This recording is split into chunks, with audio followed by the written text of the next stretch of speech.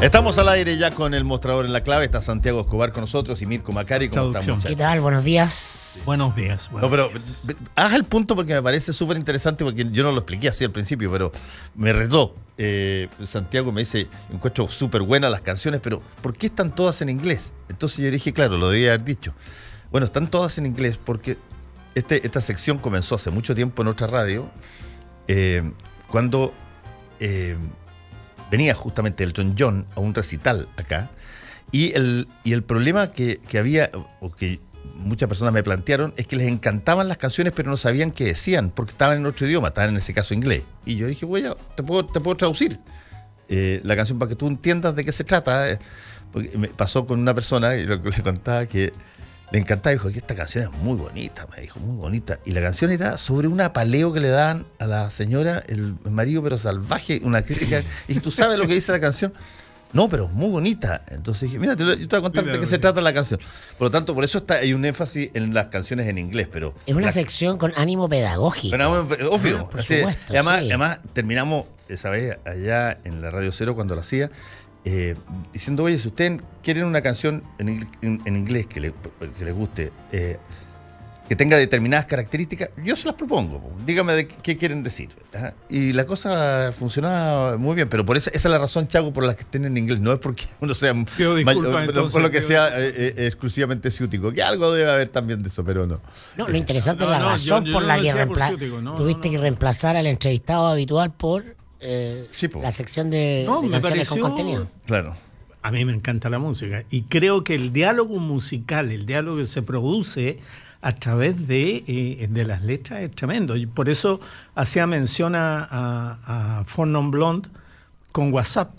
Sí. Porque Linda Preti es una de las precursoras del movimiento feminista en el ámbito musical, y el WhatsApp es una canción desde el estómago, ¿no? No, por supuesto. Y a mucha gente le gusta y no sabe lo que dice, ¿no? Y nos dice, yo soy un poco particular, dice, some a little peculiar, cuando se pone a llorar, ¿no es cierto?, frente a su realidad y frente al mundo. No, por eso, vamos a de todas maneras a integrar las próximas veces que hagamos música hemos tenido canciones en castellano, porque de hecho hay canciones que son mucho más elocuentes en castellano que en inglés, incluso, mucho más elocuentes, para tratar temas típicamente nuestros. Podríamos añadir la canción editorial del día en la sección de la clave. La canción editorial de la semana para no hacerlo tan claro, bueno, también. Bueno, la tenía, ¿cómo se llama? Bombalé la tenía. Bombalé ponía Morir contigo, ¿o no? No. Él ponía, espérate, ¿cómo se llama? La que él cantaba siempre. Un momento. Ay, no me acuerdo. Morir a tu lado. Morir a tu lado. La ponía todos los días. Que es de Vicentico, que es una gran canción. Sí. Bueno, con Eduardo en la Radio Cero, yo tenía el programa de 8 a 9 y media, y él tenía el programa inmediatamente después, de 9 y media a 10 y media. Intercambiamos muchas canciones con Eduardo, digámoslo de esa manera. Oye, ¿la razón por la que no tuviste entrevistado? Bueno, la razón por la que no tuve entrevistado, para entrar en materia.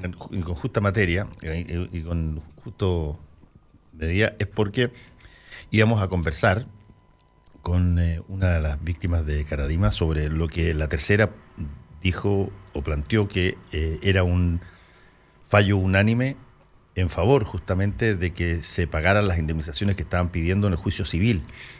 Pero hoy día en el Mercurio aparece el presidente de la sala diciendo que ni siquiera se han juntado para evaluar y redactar el fallo, y por lo tanto... por lo tanto era fake news. No, y por lo tanto me parece razonable que no... razonable que la persona haya dicho, mira, yo ante esto no voy a esperar la noticia porque ya no sé qué pensar. Esto será un cazaboz, será una cosa que la tiraron chueca, es un condoro periodístico, ¿qué? Sí, pues, lo planteamos para que estemos atentos a verlo, porque evidentemente va a traer repercusiones, porque es en este caso una fake news de portada del día de ayer. Así es. Entonces todo el mundo lo asumió por hecho, los actores reaccionaron, inclusive la iglesia sacó comunicado al respecto, y sí se confirma lo de hoy de que el famoso trascendido, porque la información de trascendido no era tal, van a pasar cosas en todo sentido. Sí. Además, Bueno, si no era tal, imagínate cómo va a ser la verdadera reunión de los magistrados para sentenciar. bueno, lo que tenemos es una gran presión sobre la sala. Sí, pues. ¿Ya? O sea, lo que menos se puede interpretar del fake news de la tercera es que, constituyendo una realidad falsa como la que hace, genera una presión enorme sobre la sala, porque yo no sé en qué condiciones van a resolver los ministros ahí, cómo van a discutir, si la discusión se va a dar libre. Yo creo que anticipa algo de lo que posiblemente pudiera venirse, pero tiene demasiadas repercusiones. Yo todavía no había llegado al diario, pero cuando recién partió el mostrador, Molina, el periodista que hacía tribunales, el loco Molina, adelantó todos los fallos del caso Pinochet. Cuando los fallos quedaban, ¿cómo se llama, chavo? Eran tomados, pero no eran publicados. Que se manden acuerdo. En Claro, acuerdo. en acuerdo. Y el minuto, claro, como una semana antes, decía, corte desafuera Pinochet, yo me acuerdo, no me acuerdo cuánto era la votación, y después sale el anuncio y era tal cual esa.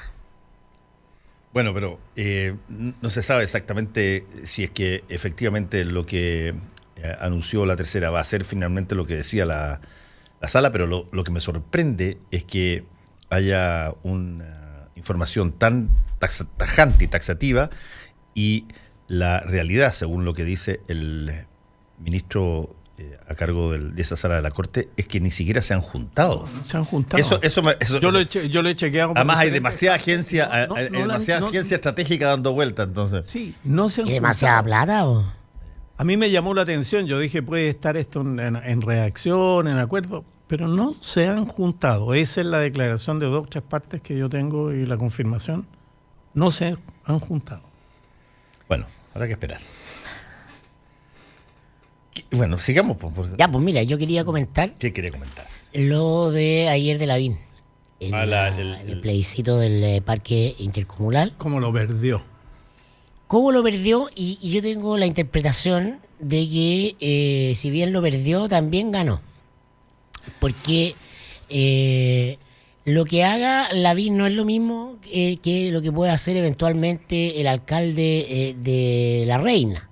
Si al plebiscito sobre el parque intercomunal hubiera convocado, por ejemplo, el alcalde de La Reina, uno indubitablemente tiene que decir, bueno, perdió, porque esta era una propuesta urbanística de ciudad que tenía el alcalde y los ciudadanos se manifestaron en contra. Sin embargo, uno tiene que leer lo que haga o no haga Lavín en clave presidencial, necesariamente, y por lo tanto el público es mucho más amplio que los vecinos de Las Condes, Providencia o La Reina. Y yo ayer tuiteé justamente de que la lectura que tiene cierto progresismo bien pensante, también conocido en alguna época como izquierda, respecto a celebrar el rechazo a Lavín como una victoria ciudadana, que en una dimensión sí lo es por la capacidad de organizarse, movilizarse y rechazar algo, dentro de una participación democrática, tiene que ser leído de otra manera en función de los públicos o la audiencia o la estrategia que tiene Lavín. Lavín es en política un experto en clases medias emergentes. Él apuesta a su capital electoral y su lugar en política a ser el intérprete de ese mundo que crece al alero del modelo neoliberal, ¿no? Del que él fue parte activa como creador durante la dictadura. Y es un exégeta de eso. El despreciado cosismo por una parte de la izquierda lo tuvo a unos pocos votos de ganar la presidencial a Ricardo Lagos el año 99, tocando esas teclas, precisamente. Después vinieron otro tipo de elecciones para Lavín, con otros relatos, en otros contextos, y por lo tanto él está apostando a pavimentarse una cancha en ese ámbito. ¿Cuál es esa cancha? Desde el punto de una cancha amplia, es la que incorpora el relato de la inclusión social. Nadie puede negar, con un mínimo de información, que este es un país que se articula en torno a la construcción de clasismo, ¿no? En distintos niveles. Es algo que define la forma en que se organiza la sociedad, y por lo tanto es decisivo a la hora de la acción política. o está subyacente, no necesariamente está siempre presente como podría ser un discurso de izquierda de lucha de clase en los años 60, pero sí está subyacente. Y yo creo que Lavín gana porque en esos sectores en los que él busca, con los que él busca posicionarse, ¿no? Este hecho es la continuación lógica de la construcción de relatos después de lo que había ocurrido con las viviendas sociales ahí en Colón, ¿no? También eso le permite una exposición mediática a él de nivel nacional, ¿no? Y es parte de su posicionamiento como líder en las encuestas de opinión en este minuto. Entonces aquí también Lavín estaba haciendo un win-win. Si ganaba y hacía su Crystal Lagoon en el Parque La Reina, convocando plebiscito, ¿no? De manera democrática, ciudadana y participativa, el éxito era evidente. Hacía o construía un referente similar a lo que representa el MOL o el copago en educación para esos grupos. Pero si pierde también, porque los que lo rechazan son los vecinos de los sectores más acomodados de la ciudad de Santiago, que son a la vez los más acomodados de Chile, ¿no? Y que no son los que definen una elección de carácter nacional. Yo creo que el relato del héroe en Chile, las características de nuestra sociedad, se puede dar con los vencedores y también con los vencidos. El héroe derrotado por las clases altas en función de establecer este sueño paisajístico que está en el ideario de las clases medias. El departamento con piscina es en la Florida, en Chihuayante y en Maipú una aspiración. Sí, pero, por supuesto. Sí, por supuesto. Pero es que en otros sectores te puede decir que, oye, perdió Cancún, había puesto nuestro amigo Cristian Leporati en Twitter, y así habían otros Twitter al respecto. Entonces, independiente de lo que pasó en La Reina, te doy al tiro la palabra, Chaquito. Yo creo que esta es una victoria para Lavín importante porque, y lo va a reflejar la próxima encuesta, logra instalarlo a él como un adalid del tema meritocrático e inclusivo en la lógica del imaginario de esos mundos. Bueno, yo no puedo estar más en desacuerdo con lo que acaba de decir mi querido amigo Mirko Macari. Primero porque yo de verdad creo que fue paliza la que recibió Lavín y los tres alcaldes, porque no es Lavín solamente, es Palacio y además el de Providencia. Los de Providencia no se meten mucho, pero son 2/3 que votaron por no a la famosa Cristal Lagún. la laguna, esta Cristal Lagún. Segundo, hay una falta de información enorme y el valor que tiene el voto que se da es porque se hizo una publicidad feroz por votar que sí a la laguna, y pese a la publicidad feroz que se hizo con impresos de papel cuché muy caros, y la otra fue solamente argumento, quedó en evidencia de que la falta de información es enorme sobre una zona muy frágil desde el punto de vista geofísico, sobre un parque además que es uno de los pocos pulmones que está quedando arriba relativamente sano, que se puede utilizar de una manera más o menos general, porque hay que pagarle entrada, son como 3.000 pesos, en fin. Pero además porque se privatizaban casi 6 hectáreas para hacer la famosa laguna, y se entregaba, nadie sabe bajo qué condiciones de negocio, porque son los municipios los que iban a poner la luca, entre ellos el mismo municipio de Las Condes, iban a poner los 3.200 millones para hacer el hoyito, y luego se iba a entregar en concesión y no se sabía muy bien cómo era el negocio. Pero lo tercero es que a mí me parece que cada vez las iniciativas de Lavín son como las de Arturo Godoy, ese viejo y gran deportista nuestro, ¿no es cierto? Boxeador. El boxeador. Que peleó con Joe Louis, nada más. Que ni más ni menos, pero que al final de su vida andaba vendiendo corbatas italianas en el centro de Santiago y contando de la pelea. porque no sabemos en qué quedó la playa del río Mapocho, no sabemos en qué... sabemos de los policías montados en caballetes de madera en Ahumada, sabemos de un montón de cosas raras que Lavín ha hecho y que nunca perviven en el tiempo. Y entonces esta era una ocurrencia sobre uno de los pocos pulmones que además de triadministración. Y yo le quiero decir a Mirko lo siguiente, es pura clase media la que se había más afectada ahí. No son las clases más pudientes. La gente de Álvaro Casanó, la gente de arriba de la laguna, yo creo que ni siquiera fue a votar. Es la gente de abajo, la que está en la Reina Centro, la que está en las calles que están deshechas por la gentrificación que está haciendo Palacio para hacer construcciones en altura. Y entonces el cálculo de negocio de esta famosa laguna eran 200.000 personas faltantes a un precio de 10.000 pesos más o menos para que diera en 20 años la concesión, el costo de administración o de deposición de esta famosa laguna de 5,6 hectáreas que se iban a poner ahí. Entonces, sin ninguna publicidad, Mirko, sin ninguna publicidad, la ciudadanía dijo, no, queremos simplemente que se arregle el parque, que se arborice más, que se densifique más lo verde que hay ahí, hay una laguna funcionando. Ahí fue a dar el trencito de la Quinta Normal y funciona, los cabros chicos van, la gente va a andar en bicicleta, se sube asadito, se hace un montón de actividades durante todo el año. Asados que contribuyen como nada al cambio, al problema del cambio climático. Claro, sí, el problema del cambio climático son los asados en Santa. La falta de conciencia, el consumo industrial de carne en el mundo. Lo único que digo es... Infórmense, por favor, infórmense. Oye, ahora le vamos a echar la culpa a los asados de Santiago. El asado killer de hoy.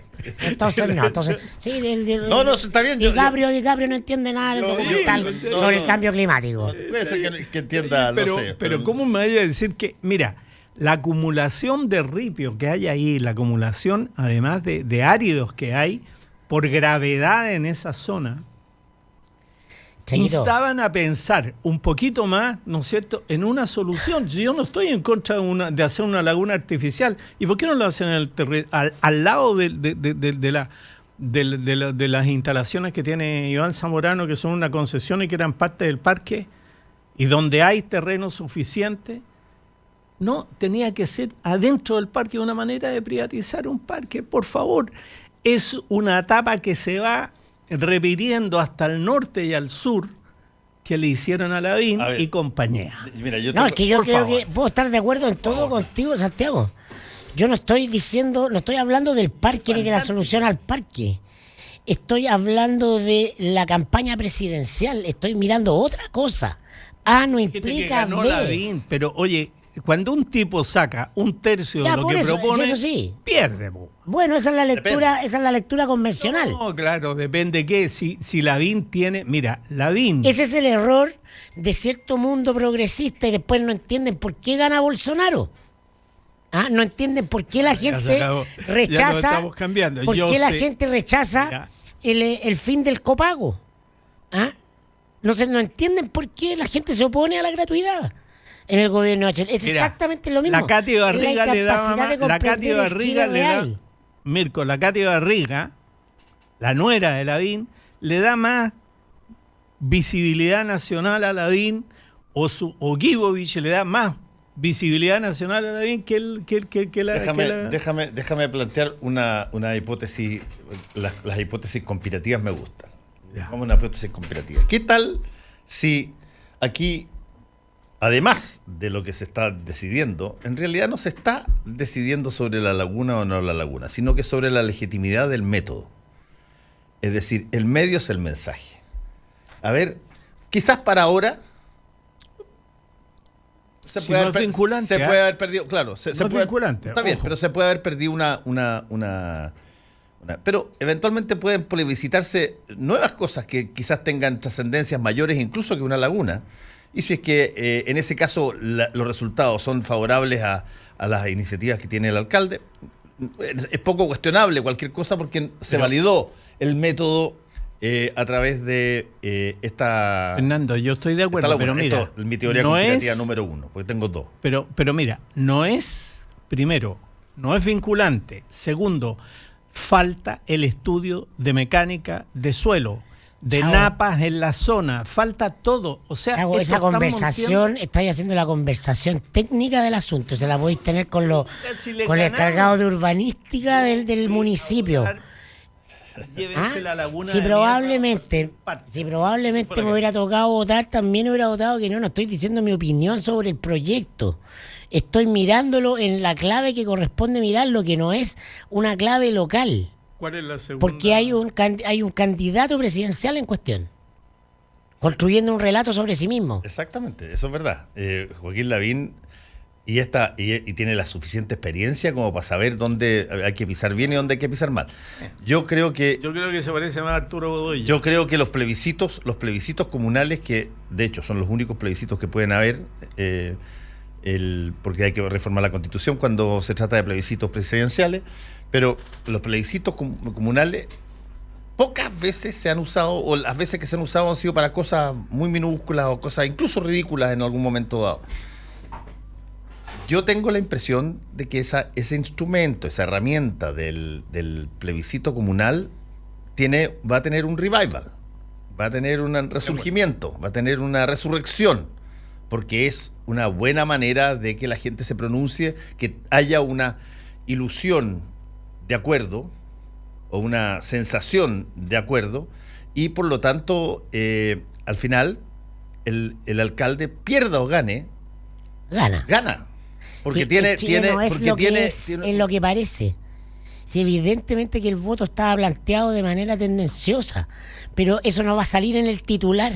Si lo importante es lo que aparece en la noticia del titular de televisión. Sobre eso se construyen los imaginarios de las masas. Bueno, el titular los detalles técnicos, la conversación, las conversaciones no. Entonces, si tú interpretas que Lavín ganó... No le está hablando a nadie de los que nos escuchan a nosotros. Yo no digo que Lavín no le habla a nadie que escucha mostrar en la clave. Yo no digo que ganó Lavín. Lavín perdió el contenido que se estaba votando, sin duda. Él estaba a favor de que se hiciera la laguna esta de Crystal Lagoon. Y eso lo perdió. Y entre los argumentos hay montones de argumentos, digamos. Pero el punto es que, te repito, lo que se está haciendo en Las Condes, que a mí me parece súper interesante, es un laboratorio de situaciones políticas de distinta naturaleza. ¿Sabes quién es el asesor de Lavín? Con las viviendas sociales ya se probó un punto. Con este plebiscito grande para la Crystal Lagoon, otro punto. Pero fíjate, donde está ubicado el parque, fíjate que es de el Bilbao hacia el sur, oriente y sur, es decir, toca nada prácticamente de Las Condes, toca el límite de Las Condes. Ese parque es básicamente, y por falta de lucas, pero es básicamente La Reina. Es básicamente La Reina. ¿Y entonces por qué lo hace Lavín?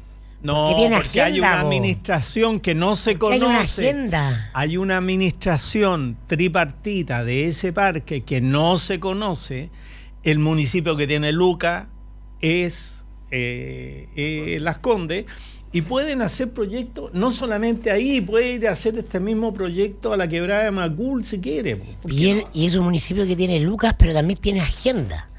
Anthony Gutiérrez Rubí es el asesor de Lavín. Está bien, si yo no es un español experto en política en tiempos de redes. Entiende lo digital como una parte de transformación cuántica de la política y la relación entre políticos y ciudadanos. Y ese señor está asesorando a Lavín. Entonces, Lavín está asesorado haciendo esto, está haciendo una perspectiva de lo que debe ser la transformación de la política de acuerdo al marco ideológico del mundo del cual él viene. Pero no la puedes hacer con el riesgo y la seguridad de la gente. Déjame decirte una cosa. Hizo el plebiscito. ¿Cuántas veces Fernando ha tenido aquí a personas sentadas hablando de la quebrada de Ramón? ¿Cuántas veces? Y de la fragilidad de la quebrada de Ramón. Recién están poniendo sensores en la quebrada de Ramón. ¿Dónde está metido el parque? Exactamente encima de la quebrada de Ramón. Chavo, tú estás hablando para un público informado. Las masas no se informan. Estoy hablando por la seguridad de la gente, sí, de mi por vecina, supuesto, estoy de la de acuerdo gente contigo. No, Sí, no, claro, que ya tú bueno, dijiste pero la gallá con Lucas, no, es pura clase así media se la que lee, fue a votar. así se lee fuera de ese mundo. Está bien. El hecho es que perdió formalmente perdió la Laguna. Si a ti te dicen sector oriente, gente con plata o sin plata. Sector Oriente. Listo, pero rápido, Plata, inconsciente, plata, listo, punto. plata. Así se hace, así funciona. O sea, uno podrá decir, no me gusta hay que este mundo en matizar. el que veo. No creo en procesos electorales Hay que matizar. con masas desinformadas. Yo no los creo. Simplemente estoy observándolo. Hay Porque que matizar. alguien Bueno. me puede decir, ¿sabes qué? Cambiemos para que la gente comprenda procesos complejos y eduquemos de acuerdo. Si Eso se esto no demora es pura 30 emoción, años. como le dijeron el otro día. a Eso la se Natalia demora 30 años. Saavedra. Es pura Esto también emoción, es po. racionalidad, Mirko. Debería hacerlo, pero no está. Debería. Las elecciones nacionales no se definen las por cosas- racionalidades. Si no, nos gana Chilezuela. Lavín no está pensando en la pedagogía de la sociedad chilena, está en el próximo proceso electoral. Otro. Es racionalidad, es Está pacto, muy son entretenido. reglas. Pero tenemos que hacer una breve pausa. Volvemos. Justo al mediodía, de lunes a viernes, Cónclave Deportivo. Entregamos fútbol primero que todos. Pero fíjate los grandes equipos de Chile en la historia, ¿ya? Y ahí es donde yo creo que nos hemos farreado un montón el tema de la identidad. Los centrales del Mundial del 62. El equipo que mejor jugó en la historia del fútbol chileno. Tercero del mundo. Chico Peñalillo, Pancho Aguiluz, Manny Grant, Chamagol González, Flaco Larra y Marcelo Muñoz te hablan de fútbol en Cónclave Deportivo. ¿Qué es más importante? ¿El sistema, los jugadores, la forma, la adaptación? Cuando nosotros cuestionamos o analizamos con respecto a este recambio, como quieran llamarlo, es buscar que se complementen al sistema o realmente a cómo jugaba esta selección, que tiene que ver con un tema de actitud, que tiene que ver con un cambio de mentalidad que hubo. Cónclave Deportivo, de lunes a viernes, justo al mediodía, 92.9. Somos fútbol, somos la clave. Hora clave. Son las 8:58 minutos. 92.9. Somos como tú. Somos la clave. Para hacer un buen negocio, necesita ser un gran anfitrión. Para organizar un seminario productivo, debe elegir el lugar correcto. Visite Hotel Los Nogales y compruebe que superaremos sus expectativas. 5 salones de hasta 300 personas con equipos audiovisuales, estacionamiento y Wi-Fi de alta calidad. Cotice en hotelnogales.cl o al 223-356958. A 2 cuadras del Metro Estación Los Leones. Hotel Nogales, Los Nogales 741 Providencia.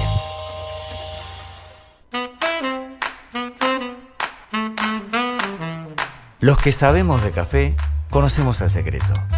Hace más de 75 años que en Cabrales buscamos en las plantaciones los mejores granos para darte el mejor café como a vos te gusta. Tostado por manos expertas, de exquisito aroma y sabor y en todas las variedades. Cabrales es ideal para disfrutar en todo momento y lugar. Cabrales significa buen café. Encuéntranos en los mejores hoteles, restaurantes, cafeterías y supermercados del país. Pedí una demostración en cafecabrales.cl y descubrí por qué somos el café número 1 de la Argentina. Cabrales, dedicados al café.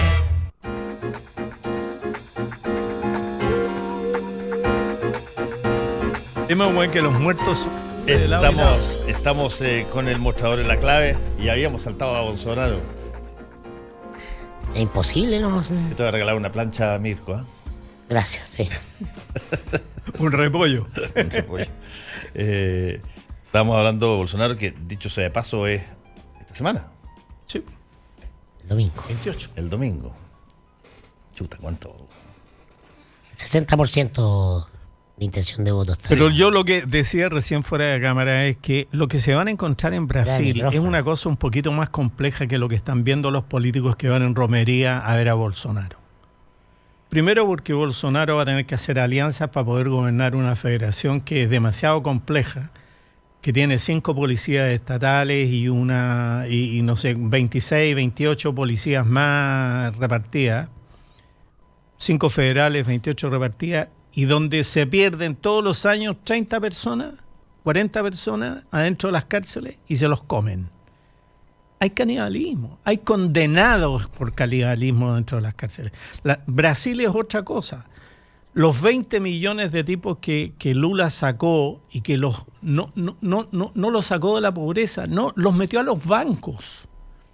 el programa la Bolsa Familia y el programa Hambre Cero, lo que hizo fue meter a la gente de la favela en los bancos y hacerlos sujetos de crédito, meterlos en el sistema, ampliar el sistema capitalista. Eso fue lo que hizo. Y ahora votan por él. Paradoja de la democracia. Paradoja de la democracia. Pero lo que se va a encontrar Bolsonaro y cualquiera que llegue a administrar el país no va a ser precisamente como están interpretando aquí la derecha, de que es la lucha contra la corrupción. ¿Quién más corrupto que Temer? ¿Quién más corrupto que los que votaron a Dilma Rousseff? Si es la corrupción misma. Yo tengo un gran amigo, Guaracín Ingardi, que hizo la única investigación participante, se metió a la policía en Sao Paulo y escribió un libro que se llama Tiras, Gansos y Trutas. O sea, los policías, los gansos que son los presos y los trutas que son los mediadores. La corrupción policial y la corrupción en Brasil es un hecho cotidiano, permanente. Tiene dos tremendos carteles que dominan, además, ciudades como Río de Janeiro, cartel vermelho, y el PCC, primer comando de la capital, dirigido por Elvas Camacho, un tipo que es un intelectual del delito en Sao Paulo, y que el 2006 paralizaron Sao Paulo, paralizaron la ciudad y tuvieron que parlamentar con ellos. Yo digo, la dimensión de Brasil y lo que va a hacer Bolsonaro va a ser una desilusión para la derecha. Acuérdense lo que les digo. Sin duda, pues, sin duda. Nadie puede solucionar los problemas y obviamente son promesas falsas. Pero lo de la corrupción es un frame. Y funciona porque la mente de la gente opera sobre la base de procesos simples. Lo que tú estás describiendo, Santiago, es la complejidad. Y yo estoy completamente de acuerdo contigo. Mientras más uno se acerca al territorio más fidedigno del mapa que puede construir. Pero la gran política en estos tiempos, desgraciadamente, se construye sobre la base de simplificaciones y reducciones. Porque el cerebro humano a nivel masivo no comprende más. Y por eso que es la sociedad de las imágenes. Entonces se trata de repetir cuñas. Y tú simplemente gana el que mete la cuña en la cabeza de más personas. No es distinto, es que el que captura emocionalmente la atención en base a el mínimo común, la emoción predominante. La emoción es la rabia en el electorado brasileño y el miedo. El resultado es simple, Bolsonaro. Si Bolsonaro va a solucionar, por supuesto que a la luz de lo que uno modestamente comprende, va a empeorar las cosas, pero obvio que sí.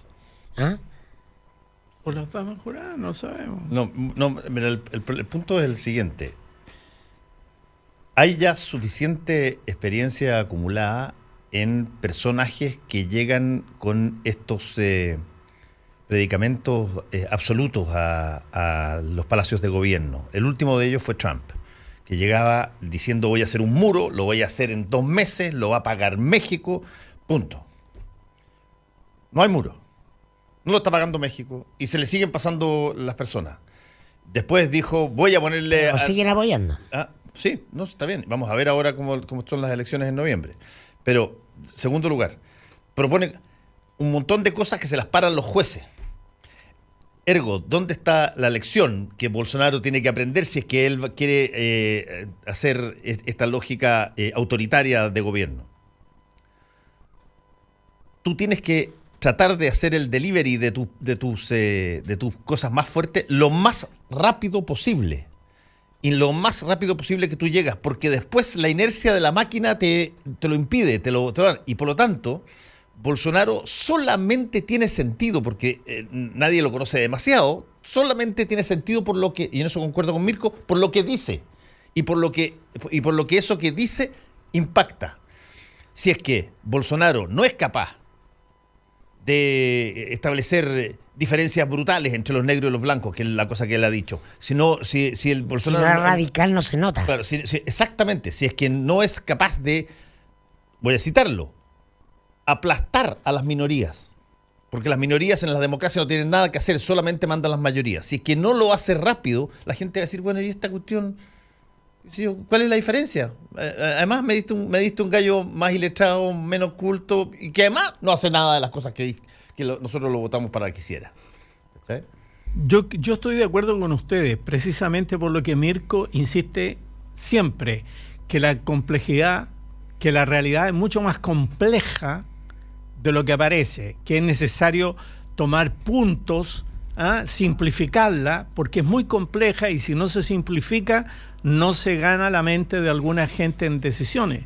Pero en la práctica, gobernar un país, poner de acuerdo a 26 policías estaduales, sincronizar estados, ya vemos lo que está pasando en Chile. Vemos exactamente, mira, tienen colgando al Contralor General de la República. Está colgando. Por sí o porque lo quieren colgar, ese es un tema. El fiscal Abbott, después de pasar varios meses o un par de meses tiritando, sale y da una entrevista donde habla de tutti quanti, con el menos sentido de prudencia que se puede hacer. Ya vemos lo que pasa con el diario La Tercera y la famosa comunicación de lo que no está pasando. Y vemos además lo que está pasando con el ejército, vemos lo que está pasando. O sea, tenemos aplanado el sistema y el principio de orden no se ve. Tú necesitas algún principio de orden. Una ilusión de orden. Yo estoy de acuerdo. No, bueno, algo que te permita una sensación de orden, no orden de verdad. Yo estoy de acuerdo con lo que dice Fernando en el sentido de que si no lo hacen los primeros 3 o 6 meses, después no lo hacís. No tenéis fuerza para hacerlo. ¿Por qué? Porque la inercia te lo come. Sí, es verdad. Y te lo come Yo insisto en recomendar este libro que ya lo estoy terminando, me quedan un capítulo o 2 capítulos y lo encuentro muy bueno, que se llama Cómo mueren las democracias, que son muy pertinente. Dos profesores de Harvard que yo he contado, que parten con la descripción del golpe militar en Chile. Tanques frente a la moneda, aviones Hawker Hunter que bombardean y dicen así morían las democracias antes, en los 70. Se levantaban los militares y votaban al gallo que estaba de turno. Hoy no lo hacen así. No. Hoy la socavan desde abajo, desde adentro, a través de incluso el voto democrático. Y empiezan a crear, y aquí me cuelgo de lo de Mirko, empiezan a crear bolsones de ilusiones emocionales que empiezan a encaminar y a encuadrar a gente hacia determinadas materias y ahí en ese entonces aparece el que propone, mira, lo inusual, lo raro, lo que antes no se podía decir, esa cosa que tú conversabas con tus amigos en el asado, pero que no te atrevías a decirlo en público. Y comprensible. Es muy interesante lo que tú señalas, porque de alguna manera te saltas una valoración que es esencial. ¿Cuál? Hoy necesitan legitimidad. El principio de legitimidad, que es un elemento central en el funcionamiento de cualquier democracia, está cada vez más presente y con más peso específico. Sí. O sea, necesitáis el voto, necesitáis que la gente se manifieste, necesitáis, ¿ya? Después puedes hacer muchas cosas con eso. Puedes transformarte en Maduro. Lo otro interesante que te va a gustar es, bueno, él hace un recorrido por la historia con este tipo de personajes. Y dice, aquí hay una cosa que hace que todo esto pase y termine en una desilusión brutal. Lo que hace que esto pase es que cuando está el sistema deslegitimado, como dices tú muy bien, Chaco, cuando está deslegitimado, cuando está la sensación de que los políticos están para la crema, bueno, y aparecen estas personas que parecen interpretar mejor, ya sea por su fuerza, por sus posturas radicales, por sus emociones metidas adentro del discurso, la élite del orden, lo que ustedes llaman el partido del orden en el mostrador, dice y pone 25 ejemplos, desde Hitler el 33, Mussolini, pasando por un montón, dice, la élite dice, oye, a este cabro hay que darle una oportunidad, metámoslo, si total después nosotros lo controlamos arriba. Y el problema es por eso la plata se pasa para allá. Y el problema es que al tipo lo integran, tal cual como lo hacen con Hitler el 33, lo meten adentro y cuando tú pestañáis ya no lo podéis controlar. Porque el tipo generó bases de poder propias o expandió lo que había y ya no lo puedes controlar. Y por Pregúntale lo tanto, a la democracia cristiana del 73 qué le pasó. Exactamente eso.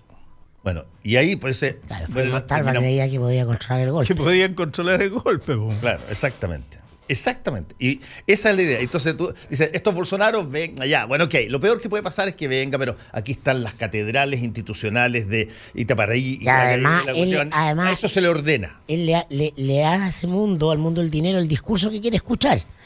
Y le pone a un Chicago hoy a cargo del programa económico. Pero mira, aquí hay un mecanismo, hay un libro que yo recomiendo que se llama Jugadores con Veto, de George Sebeli, donde hay un análisis sobre aquellos cuyos sistemas decisorios internos de las instituciones son los que determinan el statu quo o el cambio. Cuando los jugadores con veto, es decir, aquellos que tienen un peso específico, ¿no es cierto?, están de acuerdo con el statu quo, no cambia. Así hayan presiones de cualquier naturaleza.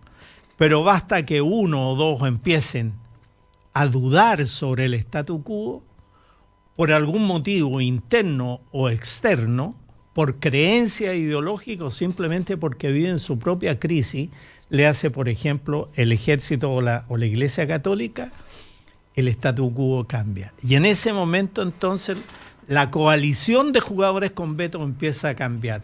Los que se empiezan a poner de acuerdo entre sí y empiezan a aparecer el ciclo de líderes carismáticos o de nuevos caudillos, como quiera llamarse, hasta que se vuelve a reordenar el principio sobre el cual se van a poner de acuerdo las instituciones y entonces los vetos van a poder establecer el statu quo. Lo que está ocurriendo en Chile es que estamos demoliendo todo. Los jugadores con veto están todos jugando para sí mismos. No están jugando para construir un statu quo que sea aceptable desde el punto de vista de lo político. Y en Brasil ya se pasaron para el otro lado. En Brasil hace rato que se perdió la conciencia del statu quo y de alguna manera entonces Bolsonaro viene en esa ola.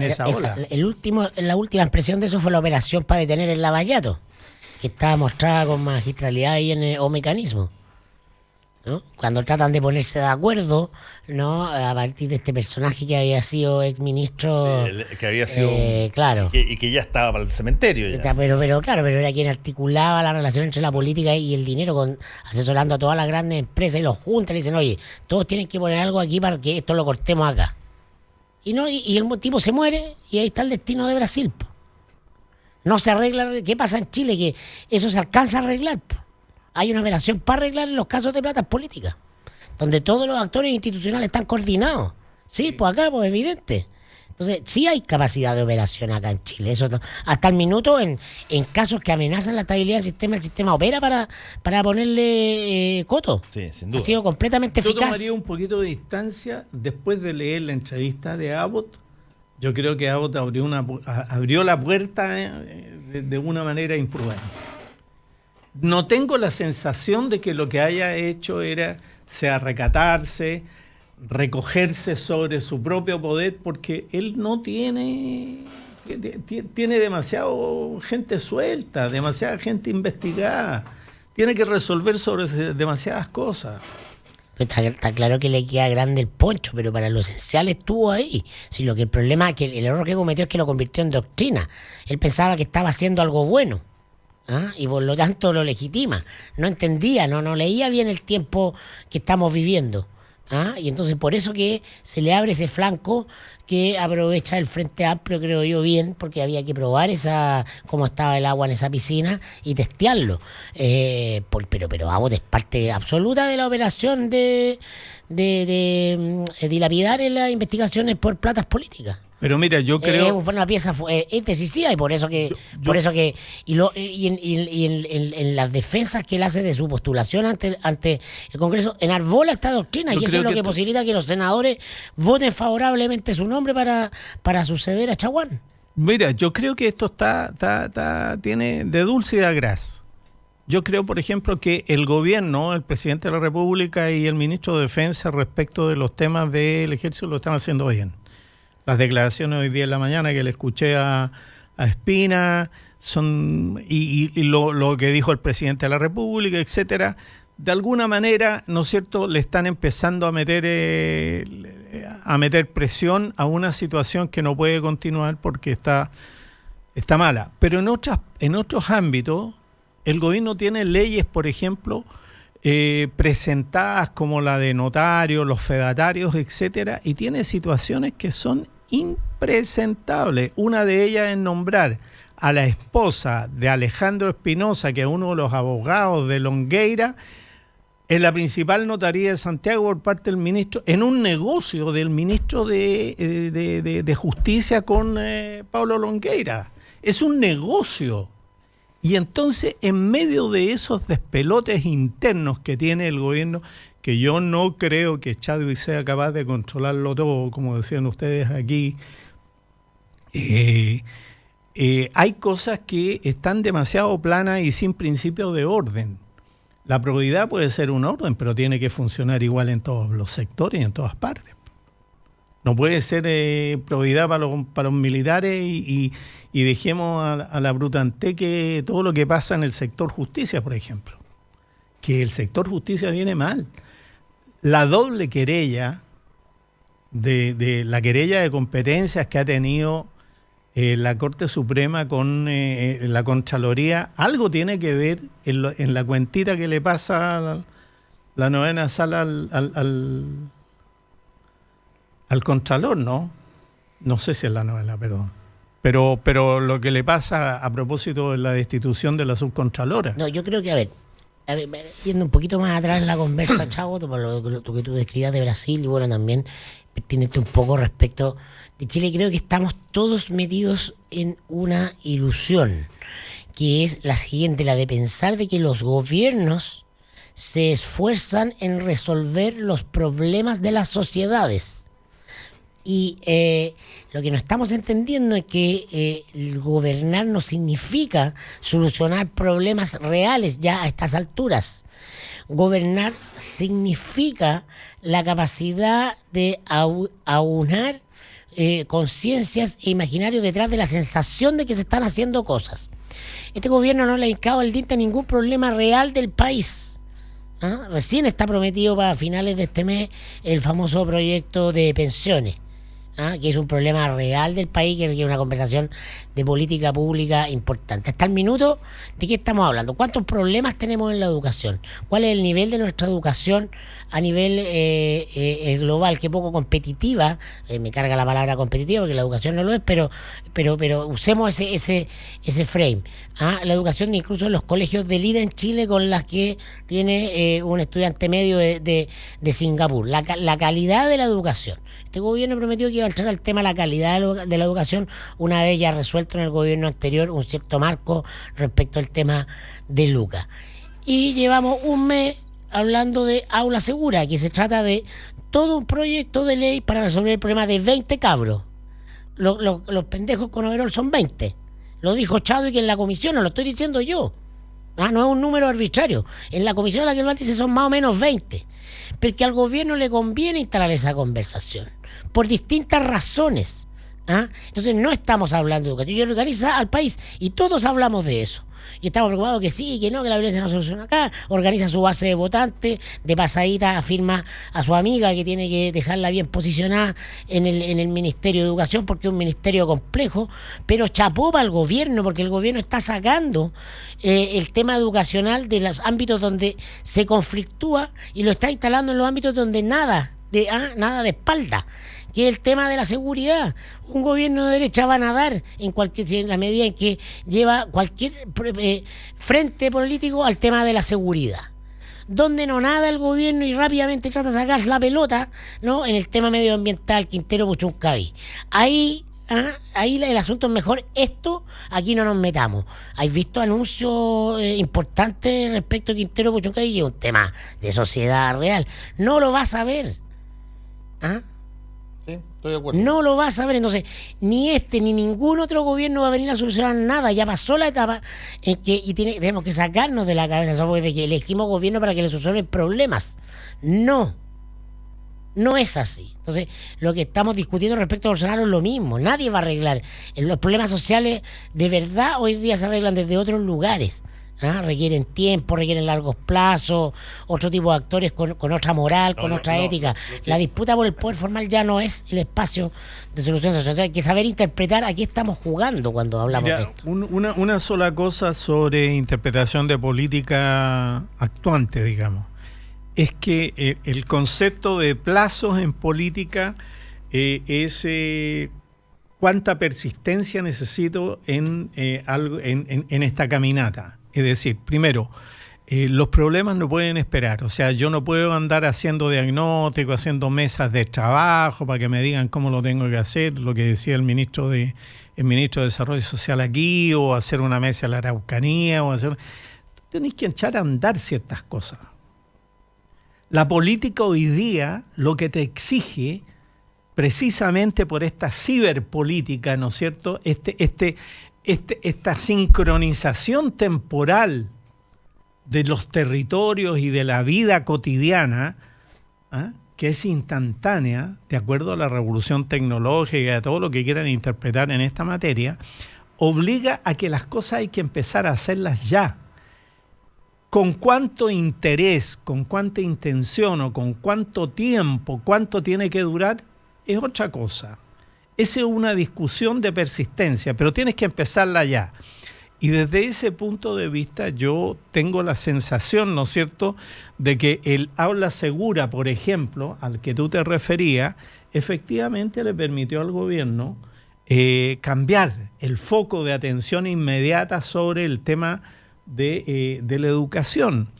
Pero tarde o temprano nos vamos a dar cuenta que Aula Segura no es el resultado de este gobierno, es el resultado de 20 años de gobierno de la Concertación, que no se preocupó absolutamente en nada desde el punto de vista del bullying, de las cosas que había que hacer, y se acumuló, y entonces ellos hacen un punto hoy día. Yo creo que hay una cosa, calidad. Hay una cosa anexa que me parece interesante, que quizás agarra algo de lo que estaba diciendo Mirko y también lo tuyo, Chago. Lo que podemos ver hoy día es que hay diversas líneas, y si tuvieras que analizarlo futbolísticamente, hay una línea de defensa clásica, que es lo que podríamos llamar el Parlamento. Y se ha construido otra línea antes, que son las líneas de las comisiones ad hoc, de las comisiones que tratan sobre determinados problemas independientemente del Parlamento.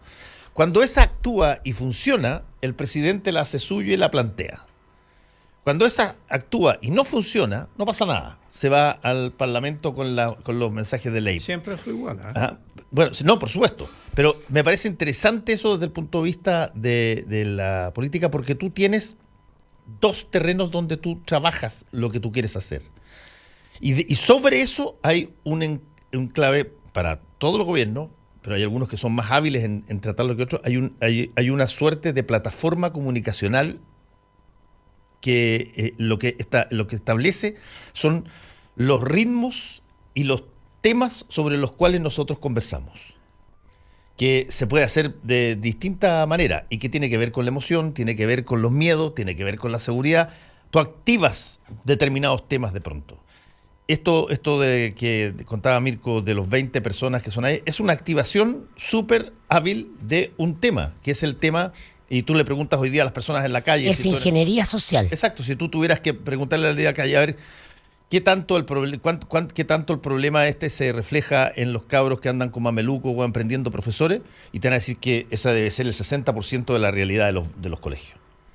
Tú estableciste, lo llevaste arriba, lo planteaste, lo tiraste, lo posicionaste, y detrás de eso viene toda la discusión en estas dos grandes líneas de defensa. Las comisiones ad hoc y el Congreso para la emisión de leyes. Por lo tanto, el único punto difícil de eso es que tú te puedes muy rápidamente convertir en una especie de administrador de eventos aislados.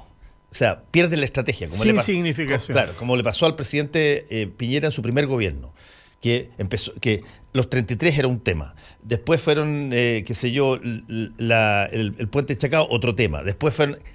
Entonces tú, resolviendo problemas aisladamente, cada uno de ellos te da la sensación de que la gente entiende que se está haciendo política. Y eso no pasa así. Tú necesitas tener estratégicamente algo que pueda sumar. Y desde ese punto de vista, Me pareció inteligente la formación de las comisiones, como tú dijiste. Creo que esto de sala de aula segura, que ahora le pusieron suma urgencia. Esta semana vamos a ver más eventos construidos para presionar la votación. Pero fíjate que el núcleo... De hecho Canal 13 mostró otro publireportaje. Pero es un núcleo... Mostró una suerte de publireportaje donde aparecen unos niñas en el Liceo 1 disfrazadas de guerrilleros y toda la cuestión, y dice con indoctrinamiento, y aparentemente, según lo que dice una persona, ese era un trabajo de historia sobre grupo subversión, estaban distintos y ya se tenían que disfrazar, en fin. El núcleo de administración de esos problemas no alcanza a tener el peso específico de impulsarte lo que Jeske Dror llama la selectividad radical. Tú eliges aquellas cosas que te pueden arrastrar o amplificar de alguna manera el orden específico del resto de las cosas. No eliges todo. Entonces, este punto, lo único que trae es como la ley de drogas que no va a traer ningún preso. O sea, va a traer los 20 cabros expulsados y el gobierno se ha gastado todo el tiempo del mundo cuando lo que se requiere es una cosa mucho mayor, mucho más sistemática y de mayor peso en materia de prevención de violencia intraescolar. Porque es grave la violencia intraescolar, pero no es grave porque hayan unos cabros persiguiendo con benzina a un profesor, sino que es grave porque las relaciones al interior del sistema están absolutamente deterioradas, porque los sistemas son ciegos, los colegios son vetustos, las administraciones son... Y porque además no hay una forma transparente, no hay un liceo diferente. Ayer rayaron la escultura que habían refaccionado la Rebeca Mate. Y eso lo puede haber sido lo puede haber hecho. Da lo mismo. Ahí hay una grabación, pasó un cabro grafitero y se mandó el rayado, listo. Pero, no, a ver, te apuesto, no sé qué apostarte, que hoy día sale una alta autoridad de la moneda, ¿no?, a anunciar proyecto de ley para sancionar de la manera más drástica posible los rayados en la ciudad. Los rayados sobre patrimonio... Y todo hablando en la semana de eso. Este gobierno, ¿sabes por qué es exitoso? Porque controla la agenda. Sí, bueno, el gobierno está controlando la agenda, de eso se trata, gobernar. Son exitosos cuando controlan la agenda. Y cuando no controlan la agenda... Claro, ahí pierden, pero nos tiene a todos hablando de lo que quiere que hablemos. ¿Ah? No importa si criticamos al gobierno, estamos hablando de lo que... No importa lo que digas. Lo importante es que hables del tema que el gobierno pone. Entonces, si se soluciona el problema de la educación o el problema de la contaminación, eso da lo mismo, al gobierno no le interesa. Bueno, tenemos algunos problemas yo no iría tan lejos así. No puede haber alguna autoridad por ahí, pero el proyecto del gobierno no es arreglar el problema, el proyecto del gobierno es ganar la siguiente elección. Bueno, vamos a ver. Sí, en todo caso... Pero yo creo que vamos más para Brasil, yo en eso estoy de acuerdo contigo. Tal como están las cosas, y tal como está el principio de orden, vamos más para una cosa anómica como la brasileña que para un principio de orden mucho más agendado. Bueno, curiosamente... Y todo el progresismo va a terminar yendo a votar a la primaria a la derecha por la vimpa que no gane Cast. Todos los que lo critican hoy día. Curiosamente, gran parte de lo que se está jugando el presidente de Piñera con su gobierno es tratar de que no aparezca un Bolsonaro. Porque ¿para qué estamos con cosas? El que aparezca un Bolsonaro es un fracaso la derrota total para el proyecto de economía liberal, neocapitalista. No va el proyecto económico, el proyecto político. Lo económico no lo amenaza a nadie. No, estoy hablando para el proyecto liberal de idea. La única amenaza al modelo económico que fue mal construida percibida como amenaza, y que eran estas pequeñas reformitas de Bachelet, fue conjurada. La izquierda quedó expulsada 20 años de cualquier proyecto transformador. Por su incapacidad de leer las pulsiones profundas del Chile real. Yo no me puedo ir de este programa sin decir, eso sí, estar de acuerdo en una cuestión muy de fondo que se ha dicho aquí, que Guaidó guateó de una manera estrepitosa el Frente Amplio con el tema de la acusación constitucional. Bueno, porque tú, no entendió. Tú lo habías advertido antes. Yo lo había advertido, pero yo insisto, no fueron capaces de percibir el mensaje, porque no era el resultado, era el mensaje. Y pusieron una cosa débil que nadie sabe qué es lo que fueron a plantear y que permitió las 3 páginas de ayer de Abbott. Y es lamentable No porque estoy tan ellos de están acuerdo, aprendiendo. no creo que sea tan derrota, pero bueno. Bueno, vamos a ver qué pasa, porque ahí también hay ¿cómo se llama? Ruido subterráneo. Hay ruido subterráneo, ¿no? Nos vamos con el mostrador de la clave. Gracias, Chago. Gracias, Mirko. Volvemos. Actualidad con ojo crítico, información desde distintos puntos de vista y discusión bien informada. Fue El Mostrador en la Clave, con el equipo del Mostrador y Combinación Clave.